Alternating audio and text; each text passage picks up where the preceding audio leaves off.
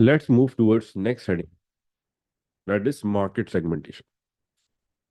Basically होता है क्या है, बिजनेस ऑपरेशंस परफॉर्म करते वक्त डिसाइड करता है कि प्रोडक्ट मैन्युफैक्चर किसके लिए करें, कौन से पर्टिकुलर कैटेगरी ऑफ कस्टमर्स के लिए हमें प्रोडक्ट मैन्युफैक्चर करना चाहिए। तो यहाँ पे बिजनेस जब मैन्युफैक्चरिंग प्रोसेस परफॉर्म करने से पहले या अपनी टारगेट मार्केट डिसाइड करने से चेक करता है कि हम प्रोडक्ट किसके लिए मैन्युफैक्चर करें, कौन सी ऑडियंस के ऊपर हम लोग फोकस करें। तो उस प्रोसेस को डिसाइड करने से पहले बिजनेस क्या करते हैं, मार्केट सेगमेंटेशन के प्रोसेस को गो थ्रू करते हैं। If we go through the process of market segmentation, तो ये क्या है? It is a process of dividing the whole market into small groups. एक ऐसा प्रोसेस जिसमें हम क्या करें, एक लार्ज नंबर ऑफ ऑडियंस है, एक बहुत सारे कस्टमर्स हमारे पास एग्जिस्ट कर रहे हैं। तो लार्ज नंबर ऑफ ऑडियंस के अंदर हम लोग क्या कर रहे हैं, हम अपने पास से छोटे ग्रुप्स में डिवाइड कर रहे हैं उनको। यानी कि rather than rather than manufacturing or focusing on the whole audience, business segregate that particular group into smaller groups basis on different characteristics की basis पे। सब देखें, like on the basis of age के हिसाब से हमने डिवाइड कर दी। फॉर एग्जाम्पल, बिजनेस ने फोकस करा in Karachi, we will only focus on the age group of 10 to 20 years। हम यहाँ पे एक स्पेसिफिक एज ग्रुप के ऊपर फोकस करेंगे, या it can be on the basis of gender, it can be on the basis of income, religion और any other factor जो एग्जिस्ट करता है इन द मार्केट। तो फॉर एग्जाम्पल, हमने सोचा भाई एक काम करते हैं, rather than manufacturing product for whole Karachi, हम स्पेसिफिक ऑडियंस के ऊपर फोकस करेंगे। मींस अब पूरे कराची के अंदर प्रोडक्ट मैन्युफैक्चर नहीं कर रहे, हम पूरी ऑडियंस के लिए प्रोडक्ट मैन्युफैक्चर नहीं कर रहे। हमने क्या करा, इन कराची डिसाइड करा we will only focus on male group who will be above 45 years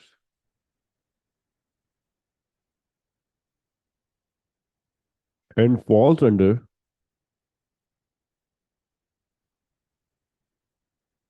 high income group. High income group के अंडर फॉल करते हैं। हमने क्या करा, स्पेसिफाई करा। अब जब हमने ये स्पेसिफिकेशन का प्रोसेस परफॉर्म करा, मेल 45 years और अबव और हाई इनकम ग्रुप के अंदर वो एग्जिस्ट कर रहे हैं।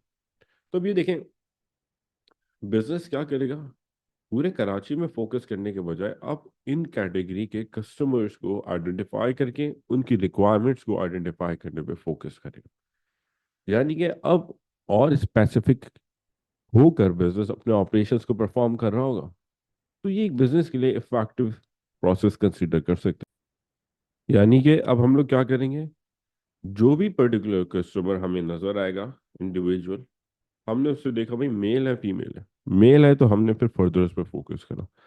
हमने देखी उसकी एज ग्रुप कराया, अगर वो हमारे कैटेगरी के हिसाब से उस एज ग्रुप में फॉल करता होगा, मींस 46, 50, 65, 80, जिस पर्टिकुलर एज ग्रुप के अंदर भी हो, लेकिन हमारी कैटेगरी को मैच करो और कहाँ पे हो, हाई इनकम ग्रुप के अंदर एग्जिस्ट करो। यानी कि हमने एक मिनिमम क्राइटेरिया सोचा होगा, any individual who will be having minimum monthly income of 2,50,000, वो हाई इनकम ग्रुप के अंदर। तो अब हमने पूछा हर इंडिविजुअल से, आपकी इनकम कितनी है? उसे बोला भाई 2,50,000। हमने उनकी रिक्वायरमेंट्स को कंसिडर करना शुरू करा।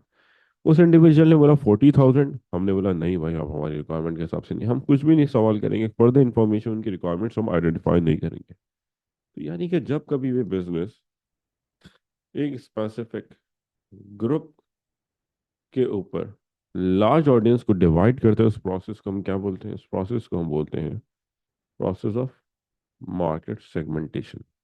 लार्ज मार्केट को छोटे सब ग्रुप्स में हमने डिवाइड कर दिया। अब बिजनेस ऐसा प्रोसेस क्यों परफॉर्म करता है? Why business perform the process of segmentation? Number one, business can easily identify the requirements of customers. भाई हम जब किसी स्पेसिफिक ग्रुप पे फोकस करेंगे तो हमें आसानी से पता चल जाएगा भाई उस ग्रुप की रिक्वायरमेंट्स है क्या, उस पर्टिकुलर ग्रुप को किस कैटेगरी का किस टाइप का प्रोडक्ट चाहिए, हम वो इजीली आइडेंटिफाई कर सकते हैं विदाउट एनी प्रॉब्लम। मीन्स हमारे लिए अब प्रोडक्ट बनाना और ज्यादा आसान हो जाएगा, क्योंकि अब आप किसी स्पेसिफिक इंफॉर्मेशन की बेसिस पे प्रोडक्ट को मैन्युफैक्चर कर रहे होंगे जो आपकी टारगेट ऑडियंस को चाहिए। तो वहां पे प्रोडक्ट बनाना और इफेक्टिव होता है और सुटेबल होता है for the business. Help in reducing market competition. Market competition भी कम हो सकता है। कैसे? जब हम किसी पर्टिकुलर ग्रुप की रिक्वायरमेंट के हिसाब से प्रोडक्ट को मैन्युफैक्चर कर रहे होंगे तो जरूरी थोड़ी कि जिस स्पेसिफिकेशंस पे हम फोकस कर रहे हैं कोई और कॉम्पिटिटर भी उन्हीं स्पेसिफिकेशंस के ऊपर फोकस करके प्रोडक्ट को मैन्युफैक्चर कर रहा है। फॉर एग्जांपल, हमने जिन स्पेसिफिकेशंस पे फोकस करा, मेल ग्रुप, एज ग्रुप होगा 45 and above, and high income group होगा, तो जरूरी थोड़ी कि कोई और कॉम्पिटिटर भी सेम रिक्वायरमेंट्स पे फोकस करे, और कर भी रहा होगा तो बहुत लिमिटेड नंबर ऑफ कॉम्पिटिटर्स मिलेंगे जो 100% सेम स्पेसिफिकेशंस के अकॉर्डिंगली प्रोडक्ट को मैन्युफैक्चर करेंगे। तो इस तरह बिजनेस के लिए फायदा क्या होता है? बिजनेस को मार्केट में कम कंपटीशन फेस करना पड़ता है। सेम प्रोडक्ट मैन्युफैक्चर करने वाले बिजनेस अब हमारे पास कम होंगे। Help a business in charging high prices because the business will be manufacturing product exactly according to the requirements of customer. It means that जैसा प्रोडक्ट कस्टमर को चाहिए बिल्कुल वैसा ही प्रोडक्ट हम बना के दे रहे हैं, तो कस्टमर भी तो विलिंग होगा टू पे प्रीमियम प्राइसेस। यहाँ पे हम तभी कस्टमर से ज्यादा प्राइसेस चार्ज कर सकते हैं और कस्टमर हमें पे भी कर रहा होगा। तो ये सारे पॉसिबल बेनिफिट्स हमें अचीव हो सकते हैं if we will perform the process of segmentation. अब ये सेगमेंटेशन की अंडरस्टैंडिंग इसलिए हमारे लिए जरूरी थी कि हम जो नेक्स्ट टॉपिक में मूव कर रहे हैं which is types of business market, वहां पे हमारी और बेटर अंडरस्टैंडिंग हो सकेगी। अब देखिए, जब टाइप ऑफ मार्केट की बात कर रहे हैं in business, there are two different types of marketing concepts और marketing methods. One is niche market, another one is mass market. If you talk about mass market, इसको गो थ्रू करते हैं। A type of market in which a business manufactures a product for whole population without performing the process of segmentation। क्या बोले भाई? एक ऐसे particular market of business जिसमें business क्या कर रहा है, जिसमें बिजनेस प्रोडक्ट मैन्युफैक्चर कर रहा है, सेम टाइप का प्रोडक्ट मैन्युफैक्चर कर रहा है सबके लिए। यानी कि हमने किसी भी स्पेसिफिक ग्रुप पे फोकस नहीं करा, हमने किसी कैटेगरी ऑफ कस्टमर्स पे फोकस नहीं करा, और हमने सबके लिए same type of product manufacture कर लिया। तो ये हमारे पास एग्जांपल आती है of mass market. It means that business यहाँ पे प्रोडक्ट मैन्युफैक्चर करेगा but without performing the process of market segmentation. लेकिन हम मार्केट सेगमेंटेशन का प्रोसेस परफॉर्म नहीं करते इसमें। ये हमारे पास क्या आ गई? ये हमारे पास मास मार्केट कंसीडर की जाती है। And if you talk about the examples of mass market, number one, Pepsi. Pepsi एक ऐसा पर्टिकुलर प्रोडक्ट है जो हर कैटेगरी ऑफ कस्टमर्स पे फोकस करता है, किसी पर्टिकुलर ऑडियंस पे फोकस नहीं कर रहा। मींस आपने देखा होगा, मेल हो चाहे फीमेल हो, सब पेप्सी को कंज्यूम करते हैं। इसी तरह आपके पास किसी भी इनकम ग्रुप से वो कस्टमर बिलोंग करता हो, वो पेप्सी को कंज्यूम करता है, चाहे किसी रिलीजन का हो, even of different age group, customers purchase the same type of product. तो ये एक मास मार्केट प्रोडक्ट कंसीडर कर सकते हैं। इसी तरह if we talk about Lay's, ये भी एक मास मार्केट प्रोडक्ट है। कैसे?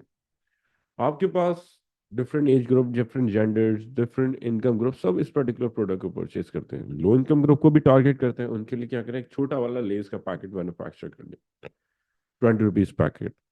तो इसमें क्या होगा, वो लो इनकम ग्रुप इजीली अफोर्ड कर पाएगा। हाई इनकम ग्रुप की बात करें, हम उनको भी टारगेट करें by manufacturing, by offering 100 rupees packet. तो वो वहां पे हम हर कैटेगरी ऑफ कस्टमर्स को टारगेट कर रहे होते हैं। ये भी हमारे पास इसके अंदर फायदा आ रहा है ऑफ ऑपरेटिंग ऑफ, सॉरी, हम ये बोल सकते हैं example of mass market. At the same time if we talk about Fresh Up और डिंग डोंग, वो भी मास मार्केट प्रोडक्ट कंसीडर कर सकते हैं आप। क्यों? क्योंकि ding dong high income group से लेके लो income group, different age group, different gender, सब कंज्यूम कर रहे होते हैं। इसी तरह necessity goods like bread, milk, butter, all of them falls under the mass market. ये सब मास मार्केट की कैटेगरीज हमारे पास एग्जिस्ट कर रही हैं। तो इसमें हो क्या रहा है, हम एक ही पर्टिकुलर प्रोडक्ट मैन्युफैक्चर कर रहे हैं। We are manufacturing a same type of product, एक ही प्रोडक्ट, बट सबके लिए सेम होगा। हर कैटेगरी ऑफ कस्टमर के लिए सेम प्रोडक्ट हम लोग मैन्युफैक्चर कर रहे हैं।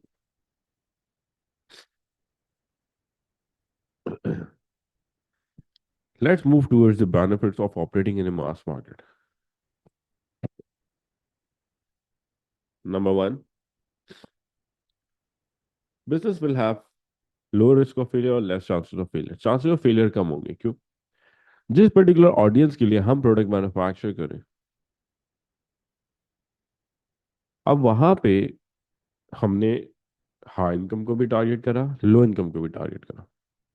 अब बाय एनी चांस लो इनकम ग्रुप हमारे प्रोडक्ट को परचेज नहीं करता, स्टिल हाई इनकम ग्रुप तो हमारे प्रोडक्ट को परचेज कर रहा होगा। Means any, if any specific group in the market avoids to purchase a product of a business, the business will be still generating revenue from other groups that exist in the market। तो वहां पे क्या होगा, हमारे पास still हम लोग revenue earn कर रहे होंगे by selling products to different segments of a market. इस तरह बिजनेस का रिस्क ऑफ फेलियर कम हो जाता है, रिड्यूस हो जाता है। हम एक पर्टिकुलर ग्रुप पे डिपेंडेंट नहीं होते। Number two, high sales of business. Business की सेल्स ज्यादा होगी, क्यों? क्योंकि वहां पे पोटेंशियल बायर्स भी ज्यादा है। लार्ज नंबर ऑफ ऑडियंस को हम टारगेट कर रहे हैं जो हमारे प्रोडक्ट को परचेज कर रहे होंगे, तो वो सब हमारे पास एग्जिस्ट कर रहे हैं। उन सब के लिए हम प्रोडक्ट को मैन्युफैक्चर कर रहे हैं। इस तरह हमारे पास बिजनेस में ज्यादा क्वांटिटी ऑफ सेल्स परफॉर्म हो रही होगी। Business will achieve the benefit of economies of scale. Bulk buying का बेनिफिट आ रहा होगा, मार्केटिंग इकोनॉमीज ऑफ स्केल आ रहा होगा, because the business will be manufacturing products in large quantity. तो वो लार्ज क्वांटिटी प्रोडक्ट्स मैन्युफैक्चर करने की वजह से आउटपुट, आपके पास ओवरहेड का खर्चा ज्यादा नंबर ऑफ यूनिट्स पे डिवाइड होगा, तो आपकी पर यूनिट कॉस्ट यानी एवरेज कॉस्ट आपकी रिड्यूस होती है। हमारे पास ये फायदा आएगा इकोनॉमिक्स स्कीम में, क्या? Low average cost of business, business की एवरेज कॉस्ट हमारे पास कम होगी।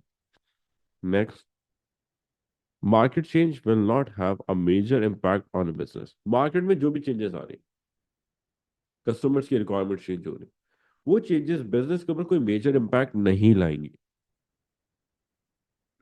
अब ये कैसे पॉसिबल हो सकता है भाई? अच्छा, एस वी नो, मार्केट में जो चेंजेस आती हैं, सारे ग्रुप्स जितने भी होते हैं, उन सबके ग्रुप्स की रिक्वायरमेंट्स एक साथ चेंज नहीं होती। मार्केट में चेंजेस ग्रेजुअली आती, टाइम टू टाइम हमारे पास चेंजेस आ रही होती। लाइक आपके पास हाई इनकम ग्रुप की रिक्वायरमेंट चेंज होंगी, फिर वो चेंजेस ग्रेजुअली मूव करेंगे towards middle income group, and then it will move towards low income group. तो बाय एनी चांस अगर कस्टमर्स की रिक्वायरमेंट चेंज होती है हाई इनकम ग्रुप की, तो स्टिल बिजनेस मिडिल इनकम और लोअर इनकम ग्रुप की रिक्वायरमेंट्स के अकॉर्डिंगली प्रोडक्ट तो सेम ऑफर कर रहा है। तो ऐसे सर्कमस्टेंसेस में एक स्पेसिफिक ग्रुप हमसे प्रोडक्ट नहीं परचेज कर रहा होगा, तो हमें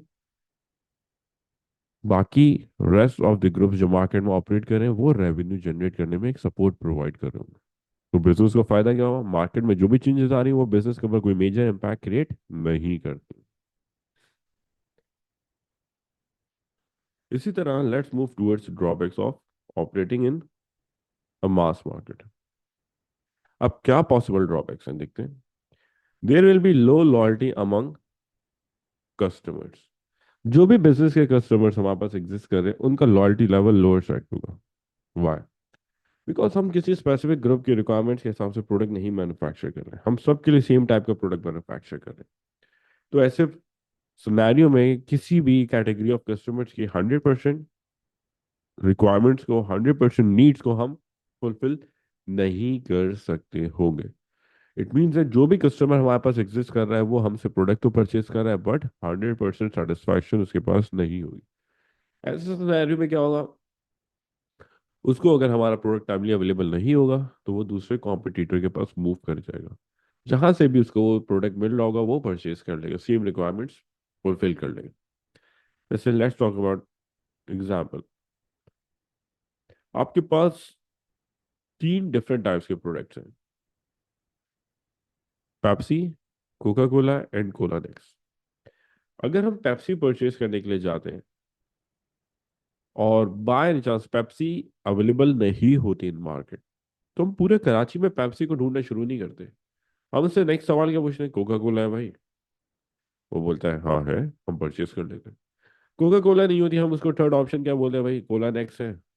वो बोलता है हाँ है। तो हमें तीनों में से कोई भी ऑप्शन मिल जाता है, हम परचेज कर लेते हैं। किसी एक स्पेसिफिक प्रोडक्ट के लिए हम लोग डिफरेंट ब्रांड्स को सर्च आउट या डिफरेंट शॉप्स को सर्च आउट नहीं कर रहे होते। तो यहाँ पे loyalty of customer lower side पे एग्जिस्ट कर रही है of business.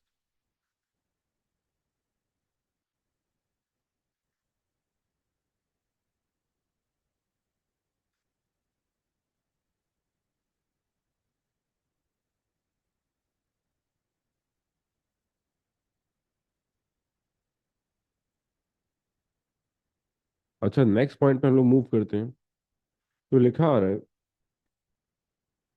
Business can not charge high prices of products. हम प्रोडक्ट्स के अगेंस्ट हाई प्राइसेस चार्ज नहीं कर सकते। ऐसा क्यों है भाई? देखिए भाई, जिस मास मार्केट में हम लोग ऑपरेट कर रहे हैं उसी सेम मार्केट में बहुत सारे और भी कॉम्पिटिटर्स होंगे। यानी कि same type of product offer करने वाले बिजनेस हमारे पास मार्केट में ज्यादा एग्जिस्ट कर रहे होंगे।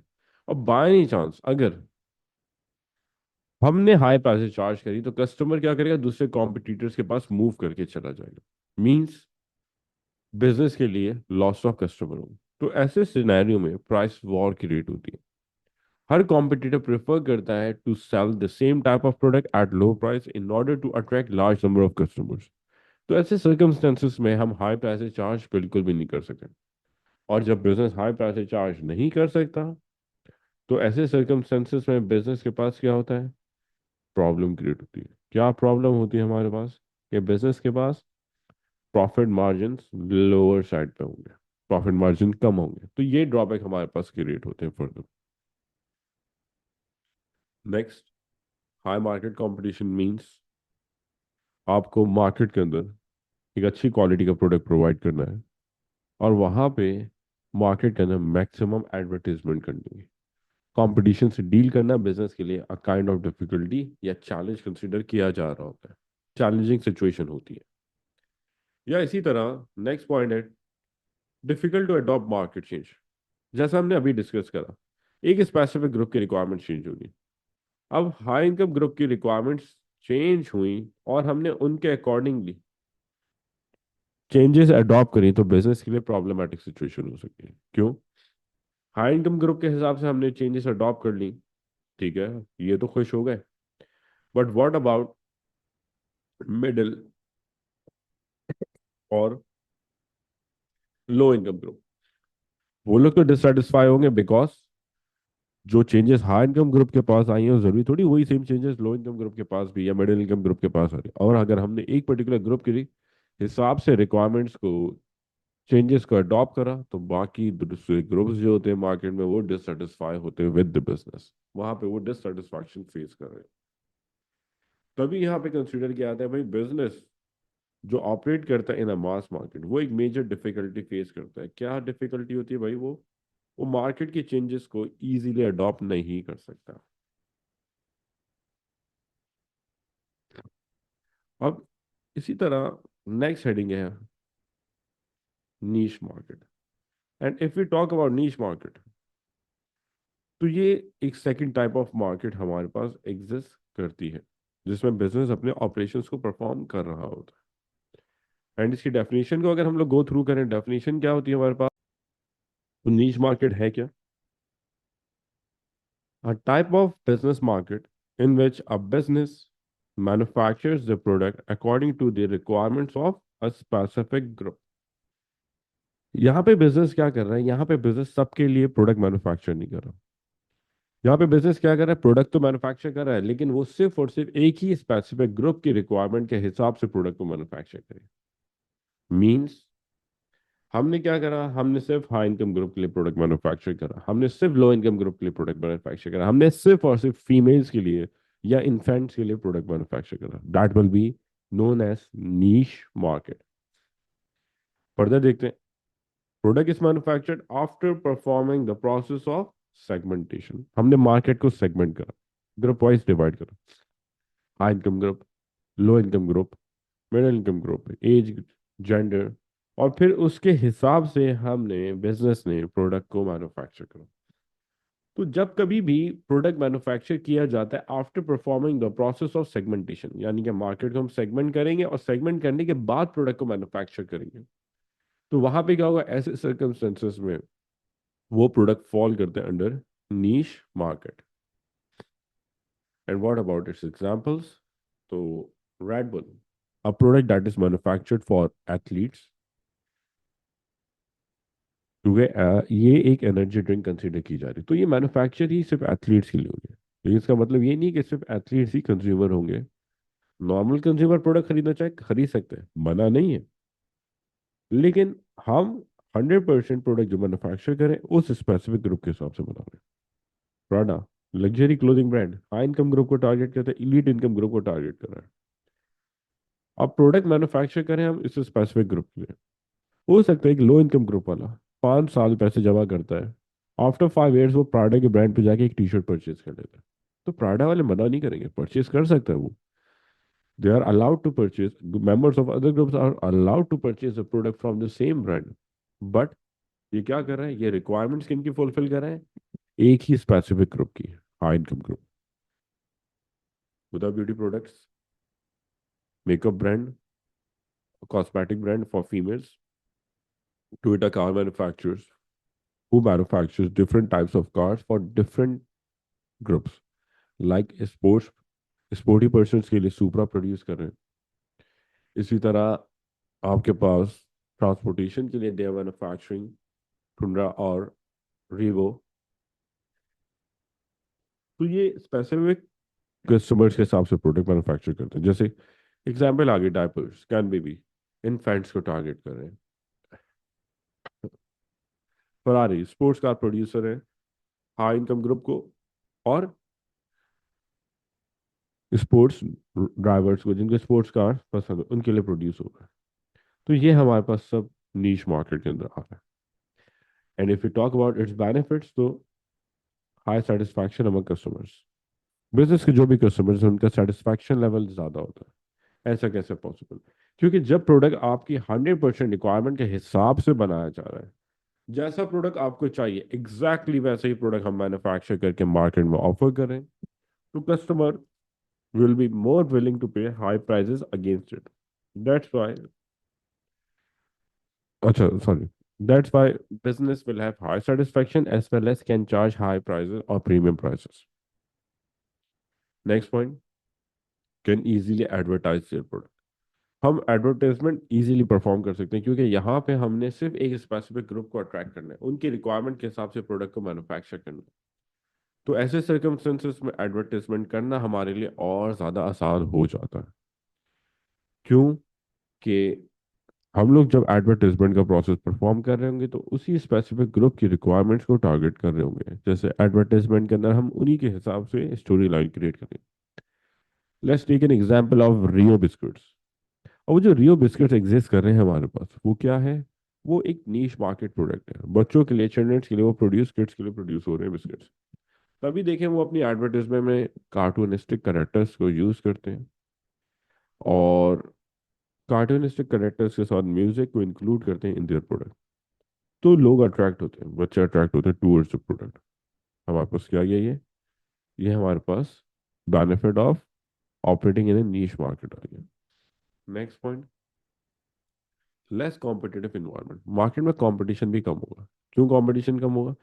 क्योंकि भाई प्रोडक्ट जो मैन्युफैक्चर हो रहा है, वो पर्टिकुलर प्रोडक्ट उस स्पेसिफिक ग्रुप पे आप जिन पे फोकस कर रहे हो, जिनके लिए आप प्रोडक्ट मैन्युफैक्चर कर रहे हो, जरूरी थोड़ी उन स्पेसिफिक ग्रुप पे और भी ग्रुप्स हमारे पास हो, और भी कैटेगरी ऑफ कस्टमर्स हो।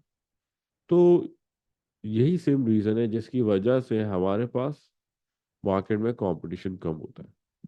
तो जब कम कंपटीशन होगा, dependency of business on customers lower side पे होगी। It means that it will be a winning situation for the business.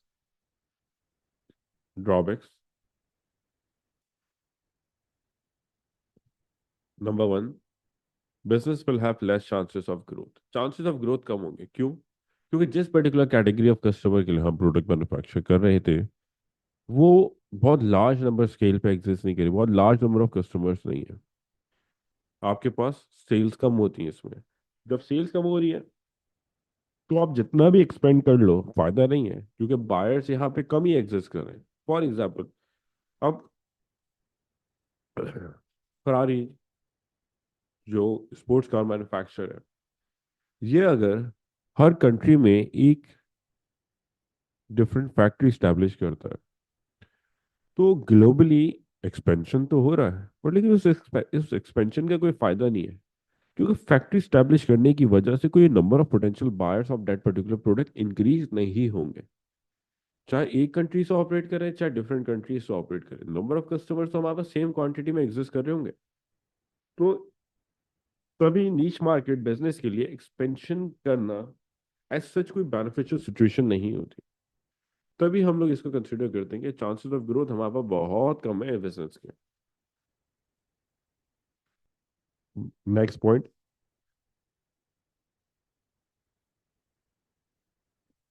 Less benefit of economies of scale. Economies of scale के benefit हमारे पास कम होंगे। क्यों?